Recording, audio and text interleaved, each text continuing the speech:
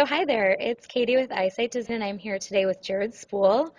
Jared is the founder of User Interface Engineering, founded it over 20 years ago, and it's the largest organization of its kind in the world, the leading research, training, and consulting firm specializing in website and product usability. So we're very excited to have Jared here, who will be keynoting at 2013 in the fall. So Jared, how are you? I'm fine. You? Doing great in this fall weather we're having here in the middle of the summer. Right. Yes, it was very summer up until 48 hours ago. It's confusing, but Yes. I'm excited to get out of it. So I'm heading out to Portland in the fall also I'm moving out there, so I'm excited to be in some really consistently rainy weather. Oh, there you go. Yeah. Then you'll get to have fall all winter and spring. Pretty much consistent. So Jared, tell us a little bit about yourself and how you got started with UIE. Um, well, I'm 5'6". I love dancing. My turn-ons are chocolate and um a little bit about myself. I never know how to answer that question because I don't have to live with myself. Uh, I am I'm a researcher. I go off and I research um, how people build great products and designs. And the company User Interface Engineering is a company that we started 25 years ago next week, and we'll have our Well, 25th birthday on Thursday. excellent. Happy And anniversary. thank you. Thank you. Being that we're 25, it means we now have a rental car. Yeah. Um, So, when we turned 21, we could go drinking, which was very exciting. We'd been waiting for that for years. Um, uh, so now it started, just being sort of a usability testing consulting firm back before there were any other usability testing consulting firms. As far as I know, we were the first one. And over the years, we've sort of shifted and become more researching how people use great products and great designs, and that's where we are today. hmm And so you yourself, when you're not teaching, singing, or writing, what kind of clients are you working with? Really nice ones. We only take the nice ones. Uh, we we carefully screen them. If they're not nice, that we don't work with them. The types of people, the folk we work with are companies, usually large companies. They typically are companies that um, call us when everything else has failed. So they've tried agencies, tried hiring people, they've tried all these other things, and nothing's working. So they end up calling us and ask us to explain why they're seeing what they're seeing, and that's what we do. Is we help them sort of see the world better, get their teams in place, and getting a little better. A lot of the folks we deal with are people who these days have been very successful companies at some point. They're probably even still market leaders, but they're feeling competitive threat and they don't understand why they're getting this competitive threat. hmm And um, so we help explain to them why they're seeing this competition coming at them. And which would be, for the most part, For the most part, it's usually a small startup that's figured out what they're not delivering to their customer, what our clients are not delivering to their customers that the customer we want. Usually it's something around user experience, and in particular, it's something to do with the fact that they have a product that's too complicated because it has too many features, because they've been adding features. How they got successful was they kept adding all these features, and that success is biting them. So somebody comes in and builds a product that has significantly less features, but the features it does have are exactly the right features, uh, and it's much easier to learn because it's much simpler, much fewer features. So suddenly they're in this place where they have lots of um, uh, uh, capabilities to trounce these more experienced companies people. great. So what do you say to businesses who are still in this usable equals successful mentality. I mean, delight is really all building exceptional experiences that go, above and beyond. What would you say to those businesses that are just kind of content with keeping it usable and that's it? Um, wow. I guess shut off the lights. Last one out, shut off the lights. I think is what I would say.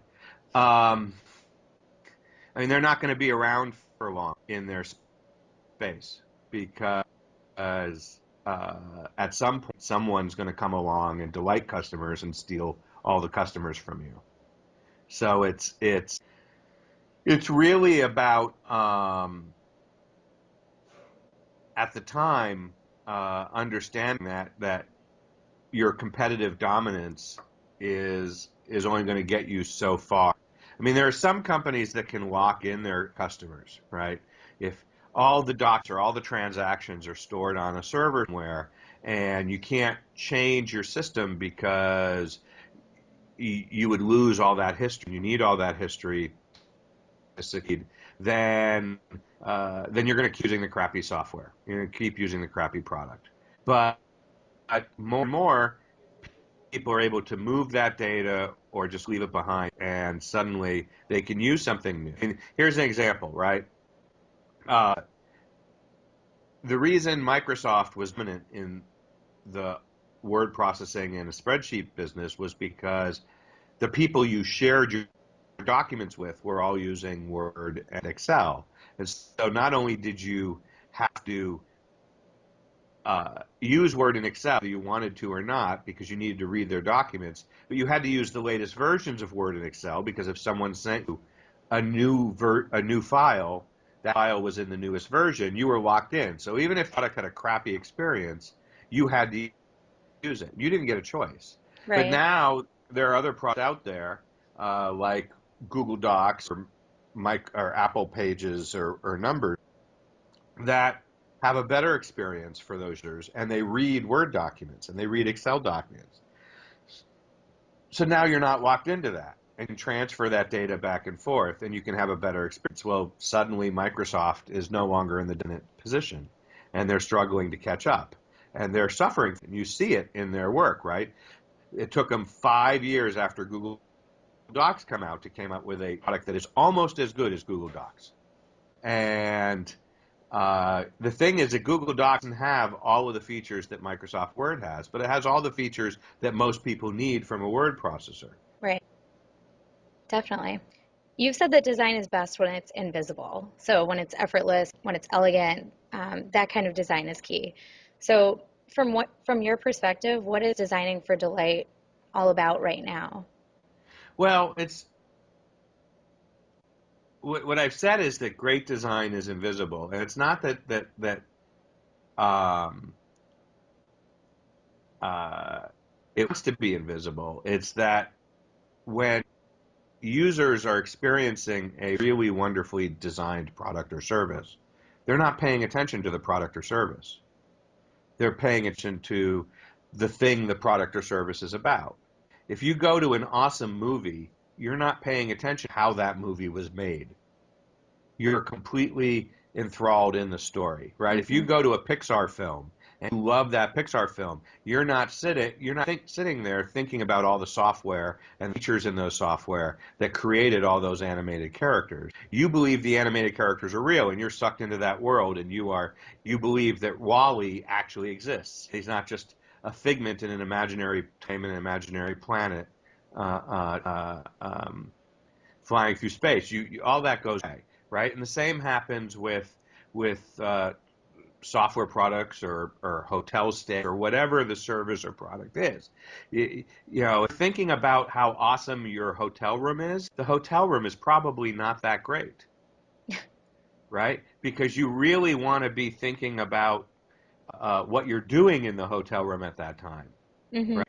Versus thinking about the actual construction of the room. Now, the one group of people who pay attention to things more than others is designers.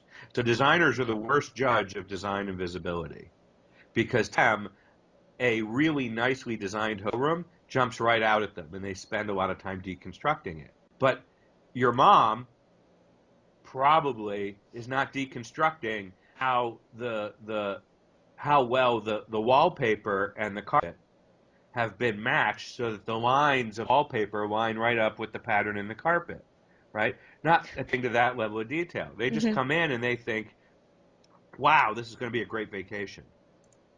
And they're not distracted by things. Mhm. So um, the key thing about invisibility is that it allows the participant of that experience to the user of that experience to actually enjoy the experience, actually experience things, Mhm. and not to subject to the chrome or the actual artifact that's creating that experience. And so that's why it needs to be invisible. And this means we need to understand how we um, bring out the delight of um, uh, those people without making ourselves be part of the story. Mm. Right? It's that's a very tricky balance. I, does that make sense? Yeah, definitely. No, that makes sense. I think, I definitely agree with you. And kind of the basis of delight is that, those experiences are immersive. They're not just superficial, like bells and whistles on top of things. So, Right. Yeah. I mean, and the thing is that you got to remove all the distracting elements. hmm Right? So if you go into the hotel room and the toilet's not working, that's going to distract you from how awesome the hotel room is. Doesn't matter whether the carpeting and the floor and the wallpaper has been designed to give you this comfortable, wonderful, relaxing feeling if the toilet's overflowing. right, right. So you can't possibly be relaxed in a hotel with the toilet overflowing. So the toilet has to work and to be invisible, has to completely disappear. And there's a lot of engineering that makes sure that a toilet always works, and you have to invest in that engineering. Yep. Had some really great audience questions on Twitter. I got one really great one actually from Gina, and she was asking, "What's your sense of the industry's overall acceptance and place corporate America? Is user experience gaining authority?" Authority? No, user experience isn't gaining authority. User experience is becoming a competitive advantage. People are seeing that if they create great user experience, that it's an advantage. But I don't think you're going to see UX people running the show in most corporations because, frankly, most UX people that I've met don't know how to run the show, even if they wanted to, and uh, uh, and frankly, don't want to learn how to do that. So I don't think that. Um, because if they have authority, that means they're running the back end inventory system and they're figuring out the customer supply chains and they're doing all that stuff, which most user experience people that I've met could care less about how Right. how all those plates keep spinning. Yeah. So it's so I don't think we want authority. What I think we want is for design to be part of what makes us great. And I think that's happening more and more. People are seeing that when you can no longer compete on price because everybody basically has the same supply chains and they have the same costs, and you can no longer compete purely on functional quality because everybody's got the same features and they make them basically the same way. What do you compete on then? You compete on great experiences. hmm And when you compete on great experiences, you um, you have to look beyond what the product or service actually is about. You have to look beyond the fact the hotel room is about sweeping and showering and say, well, what makes a great hotel experience? And on the one hand, you could say, well, okay, you could give every guest a chocolate chip cookie when they check in, and that's a delightful thing. But that's only lasting for a few months. hmm Really what you have to do is you have to look at every part of the brand experience and you have to deliver something absolutely amazing at every moment hmm in some form. And that takes a lot of work. It takes a lot of investment to figure out what that is. You have to throw out all the things that you care about, but everybody else doesn't, and hone in on things that make a difference. And I think that um, that's what designers do. we understand what those things are, how they work, and when we're designing the right way, we can um, make all that happen. And once you do that, suddenly you've got some real advantages.